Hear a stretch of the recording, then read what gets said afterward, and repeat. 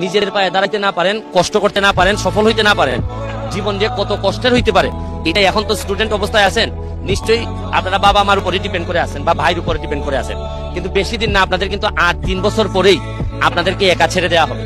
সুতরাং এর পরবর্তী জীবনটা যেন কষ্টের না হয়। এবং এখন তো বাবা মার সাথে থাকেন, মানুষ এখনো আপনার সাথে বেইমানি করা শুরু করে নাই। যেদিনই আপনি বাবা মার কাছ থেকে একটু সরে যাবেন, দেখবেন যে কি পরিমাণ এই বাংলাদেশে বিশেষ করে আপনি এত বেশি লোকজনের সাথে দেখা হবে আপনার, দেখবেন যে এরা কারণে অকারণে আপনার সাথ ছেড়ে যাবে, আপনার দুঃসময় আপনাকে ছেড়ে যাবে এবং আপনাকে একদম পথে বসাই দিবে। আর একটা কথা, লাস্ট কথা বলে যাই, ঘাম কখনো প্রতারণা করে না। যে জায়গায় পারেন ঘামের মধ্য দিয়ে যদি সফলতা অর্জন করতে পারেন, মনে রাখবেন আপনাকে দিয়ে কিন্তু ইতিহাস বদলানো সম্ভব।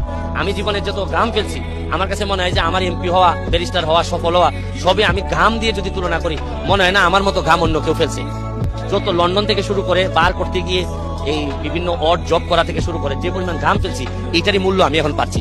আমি কিন্তু ওভার ট্যালেন্ট কোনো ছেলে না, আমি একেবারে কষ্ট করে করে আসছি। অনেকে আছে সুপার ট্যালেন্টেড, ধরেন সচিন টেন্ডুলকার, সে কিন্তু আমার কাছে মনে হয় যে বাই বর্ণই সে ট্যালেন্টেড, কিন্তু আমার মধ্যে ছিল ওই রকম কোনো ট্যালেন্ট আমার মধ্যে ছিল না। আমি কষ্ট করে করে এই জায়গা জীবনে যদি